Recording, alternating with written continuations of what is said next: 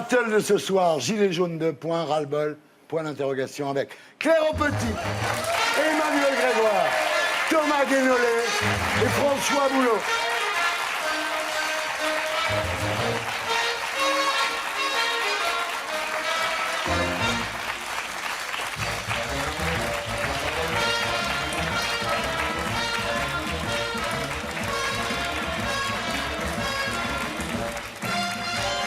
Claire Aupetit, bonsoir. Alors, vous êtes députée République En Marche de l'Eure. Absolument.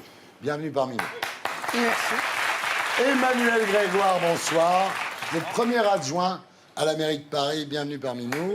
Thomas Guénolé, bonsoir. Vous êtes politologue, candidat aux élections européennes pour la France Insoumise. Bienvenue parmi nous. Et François Boulot, vous êtes avocat, porte-parole des Gilets jaunes de Rouen. Bienvenue parmi nous. Merci, bonjour. Mais d'abord, l'édito de Blacko, Magnéto, Sergio.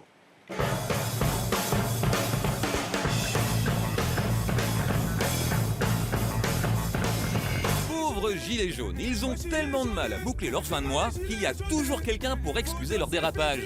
Après le saccage de l'Arc de Triomphe, c'est Nicolas Dupont-Aignan qui a pris leur défense. Ça a été la grande manœuvre du gouvernement qui a cru, pour discréditer les Gilets jaunes, qu'il pouvait laisser des casseurs cassés. Ensuite, quand le ministère de Benjamin Griveaux a été pris d'assaut,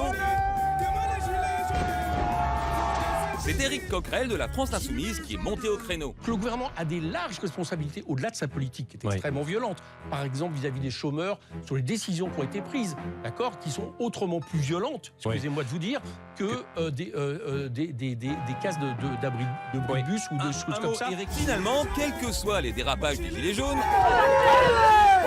c'est toujours la même excuse qui revient. Le gouvernement est l'unique responsable de la situation. Il est responsable et il est coupable du désordre. Pourtant, dès le mois de décembre, Macron a débloqué 11 milliards de dépenses sociales supplémentaires. Je veux qu'une vraie amélioration soit tout de suite perceptible. Mais ça n'a pas convaincu les partisans des Gilets jaunes. Il a pensé qu'une distribution de monnaie pourrait calmer l'insurrection citoyenne qui a éclaté. Et quand Macron a lancé son grand débat national pour tenter de sortir de la crise, comment ont réagi les partisans des Gilets jaunes? Nous ne croyons pas à ce débat. Alors en tant que parti politique, nous n'allons pas y participer. Nous laissons le rôle de potiche à En Marche et aux Républicains. Ils savent très bien le faire d'ailleurs, c'est ce qu'ils font toute l'année. Sauf qu'après 3 mois de chienlit, un certain ras-le-bol commence à se faire sentir. Moi, depuis le début, ils me font chier les Gilets jaunes. Mais quand vous dites ça, vous avez conscience quand même qu'il y a peu de personnes qui osent tenir ce genre de discours déjà. Oui, mais j'en ai rien à foutre. Qu'est-ce que j'en ai à faire?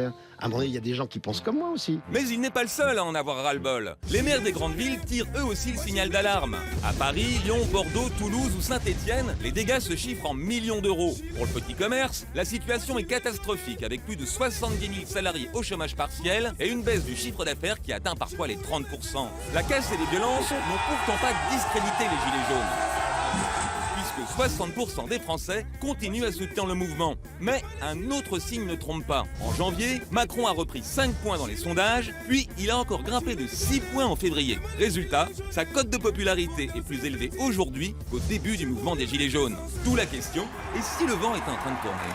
Voilà, c'était l'édito de Blacko, mise en image de Julien Grappe.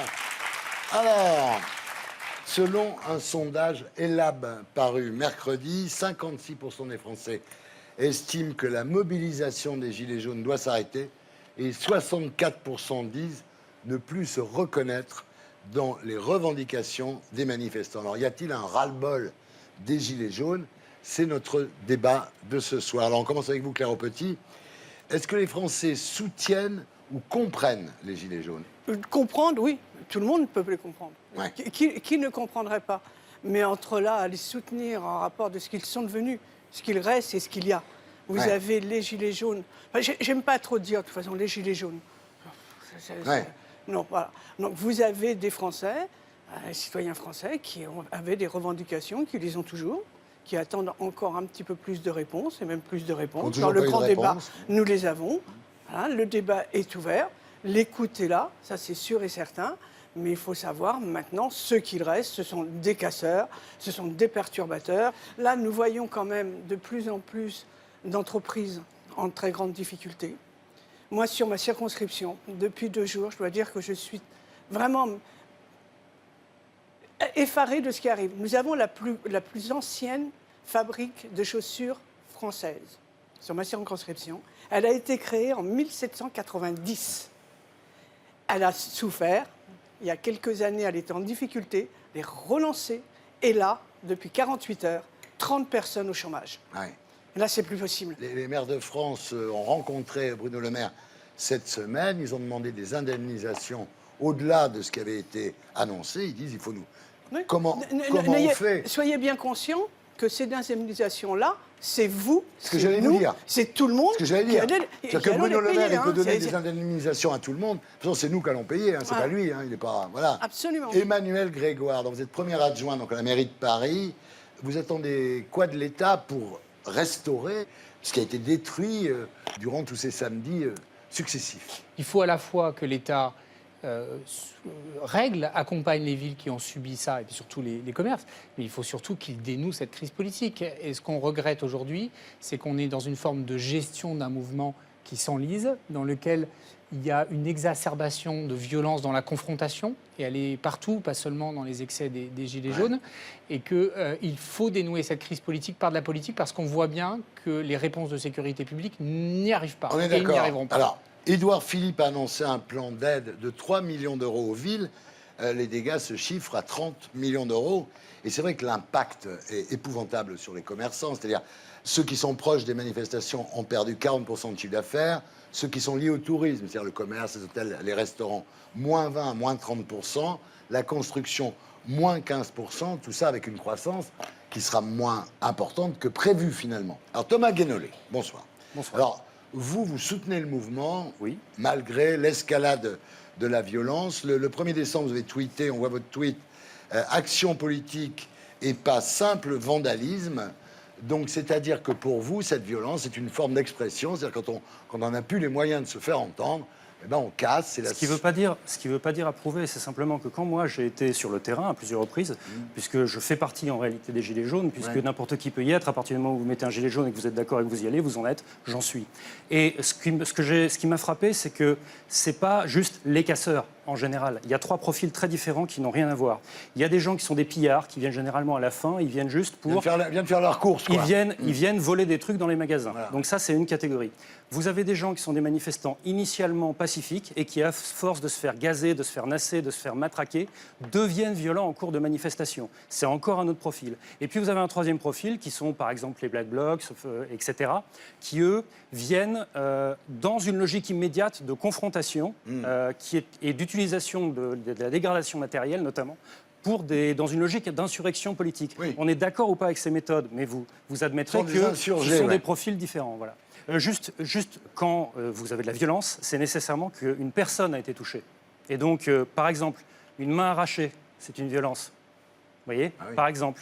Ou un œil éborgné, par exemple. Ou le fait de matraquer des gens qui sont à terre. On a vu des vidéos de ça. Les violences policières qui restent impunies, c'est quand même un scandale absolu. Vous avez écrit un livre chez Plomb qui s'appelle Antisocial et vous préconisiez dans ce livre grande manif plus blocage de l'économie. Oui, les manifs toutes seules, ça suffit pas. C'est ce qui se passe. Hein. Oui, c'est ce qui se passe, je suis très content. François Boulot, bonsoir. Donc, à propos du grand débat national organisé par Emmanuel Macron, vous dites que c'est de l'enfumage, le Macron chaud en tournée dans toute la France. Pour vous, c'est du pipeau. Est-ce que vous comprenez le ras-le-bol des Français, d'une partie des Français, devant toutes ces violences quand même? Oui, bien sûr. En réalité, je voudrais déjà rétablir les chiffres. Il y a effectivement un recul du soutien au mouvement dès lors que la question englobe les actions qui sont menées. Et effectivement, tout le monde déplore les violences. Mais quand vous interrogez les gens uniquement sur la légitimité du mouvement et ses revendications, là, vous êtes à 75% de soutien. En réalité, aujourd'hui, si nous sommes dans une impasse, c'est parce que le gouvernement et le président de la République ont décidé d'utiliser la stratégie du chaos, de mettre en scène les violences, de les favoriser via les consignes qui sont données aux forces de l'ordre, et donc de se placer uniquement sur le terrain répressif, que ce soit la répression policière ou la répression judiciaire. Il n'y a aucune réponse politique qui est apportée. Et donc, pour vous répondre sur la question du grand débat national, nous savons effectivement que c'est un enfumage. Pourquoi? Parce qu'en réalité, les questions essentielles ont d'ores et déjà été verrouillées par le président de la République qui nous indique dans sa lettre qu'il a faite aux Français qu'il n'est pas question de revenir sur les dispositifs fiscaux qui ont été adoptés au début du quinquennat au bénéfice des 1% les plus riches. L'ISF, en fait. C'est la réforme de l'ISF, la flat tax, l'exit tax et le CICE. Ça représente 30 milliards par an. Donc quand on entend par exemple François Berléand dire mais ils nous embêtent les gilets jaunes, j'essaye de rester poli pour ma part parce qu'on leur donne 10 milliards, mais il y a 30 milliards qu'on donne aux 1% les plus riches. Donc ces 10 ou 11 milliards qui sont donnés soi-disant, ils vont être financés toujours par les mêmes, c'est-à-dire la classe moyenne prise au sens large. Emmanuel? Oui, un petit sujet quand même de nuance avec Thomas Guénolé, parce que vraiment je ne suis pas d'accord et je pense que entretenir la confusion est un immense danger démocratique. Dans les mobilisations sociales, la question du rapport de force est centrale. Et la question de la pression sur l'appareil productif et sur la vie économique est centrale. C'est le principe de la grève. Vous faites une grève qui ne pèse pas sur l'économie, elle ne sert à rien, donc vous ne faites pas grève. En revanche, les images qu'on montre à l'occasion des dégradations n'ont rien à voir. Brûler une voiture de Sentinelle Vigipirate, en quoi ça pèse sur le système productif? C'est pas un gilet jaune. Je peux répondre Non là-dessus mais je sais bien, je veux pas. Moi j'en sais rien. On va en parler. J'en sais rien, je ne sais pas. On va en parler tout de suite. Les pillages qui sont faits, et oui, ils sont faits par des minorités qui infiltrent, etc. Mais les dégradations sur les biens publics, en quoi détruire un pauvre abribus dont la responsabilité sur la situation économique ne me paraît pas évidente, sert le mouvement. Il ne faut avoir aucune complaisance avec les actes qui visent à déstabiliser les institutions. Moi, j'ai vu l'autre jour un mec, c'est un casseur. Le mec, il a 25 ans, samedi dernier. Il a été repéré à 1h de l'après-midi. On l'a suivi, la police l'a suivi jusqu'au soir. Il a brûlé des bagnoles, il a attaqué des banques et tout. On a tout son parcours dans Paris. On l'a laissé faire. Dites-moi le contraire. On l'a laissé faire. On se demande finalement si Castaner ne laisse pas faire ça pour pouvoir dégoûter les Français des Gilets jaunes. Et si c'est ça, franchement, alors je vous le dis, c'est pas bien. Quand vous avez... Attendez, il faut quand même remettre les choses en place. Oui. Parce que pourquoi il y a eu aussi... On dit, voilà, ils sont gazés. Vous avez quand même des personnes en colère, qui veulent manifester. Le droit de manifestation en France, évidemment, est autorisé. Ils n'ont pas voulu la déclarer. Donc à partir de ce moment-là, on ne sait pas où ils vont. Il n'y a rien. Ils ont décidé, dès la première fois, on va sur les Champs-Élysées. On leur a dit non, ils ont voulu y aller quand même. OK. Après, nous allons aller à l'Élysée. Non, on ne veut pas. Donc il y avait les CRS qui étaient là. Ce n'est pas les CRS qui ont quand même tapé en premier, loin de là, c'est eux, en enlevant les barrières, en faisant... Et oui, on l'a vu, excusez-nous, c'est ça. C'est pas une dispute entre gamins, c'est la police républicaine, en théorie. Oui, parce que la police est là, nous sommes dans un pays de droit, vous avez le droit de manifester, vous déclarez votre manifestation, vous faites un parcours et vous vous mettez d'accord avec la préfecture sur un parcours... Mais vous répondez pas, je suis désolé, vous ne répondez pas à ma question. Attendez, je vais finir. Je suis un mec.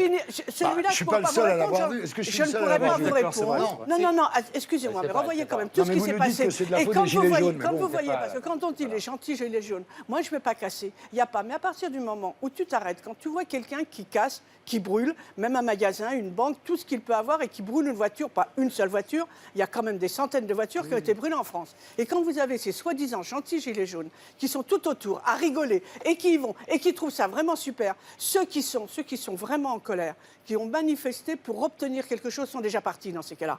Ceux qui restent, ils restent autour. Et ils les encouragent. Et ils le font. Ah, c'est vachement marrant. Ils sont aussi responsables que celui qui a mis... Mais il y a des gilets jaunes insurgés qui deviennent violents. Je ne dis pas le contraire, moi. Mais vous n'avez toujours pas répondu à ma question. On suit un mec. Ah ben moi, je vous le dis. Je vous dis, c'est pas des mensonges, tout le monde peut vous dire que c'est vrai. On suit un mec pendant toute une après-midi qui brûle des bagnoles, qui casse des abribus, qui casse des banques, des distributeurs automatiques de billets. La police ne l'arrête pas. Dites-moi si c'est... Ils l'ont arrêté. Ils l'ont arrêté le soir, oui. Mais attendez, il avait... Non mais, est-ce que franchement... Je ne peux pas vous répondre. Je vous dis que je ne peux pas vous répondre. Ah ben non, mais je sais bien que vous ne pouvez pas me répondre. Alors arrête de lui reposer la question. Enfin, moi je voudrais répondre à Madame la députée parce qu'elle nous dit que Christophe Castaner n'interdirait pas aux gens de manifester. Ah bon?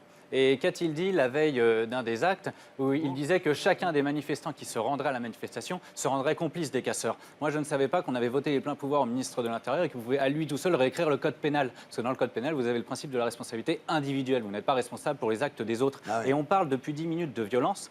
Pas un mot pour les 1200 blessés parmi les forces de l'ordre. Pas un mot pour les plus de 2000 blessés côté manifestants, dont plus d'une centaine ont été mutilés ou éborgnés. Et à ce jour, ceux qui portent la parole institutionnelle n'ont pas eu un mot d'empathie pour ces gens-là. Ils n'ont pas eu un mot pour condamner les dérives individuelles de quelques policiers qui déshonorent l'insigne qu'ils portent. Voilà où on en est. En revanche, vous avez eu des personnes qui portent la parole institutionnelle qui n'ont cessé de jeter de l'huile sur le feu. Ah oui, lesquelles C'est la foule haineuse pour le président de la République, les agitateurs pour Benjamin Griveaux. Certainement pas Mélenchon. Certainement pas Mélenchon. Je vous parle pas de Jean-Luc Mélenchon, je vous parle de ceux qui sont au pouvoir, madame. Je vous vous parle de ceux qui sont au pouvoir, madame. Mais c'est pas vraiment le sujet. Emmanuel? Moi, à Paris, samedi dernier, c'était le plus petit samedi depuis bien longtemps. Il y avait 4000 participants, c'est-à-dire le bas niveau de participation.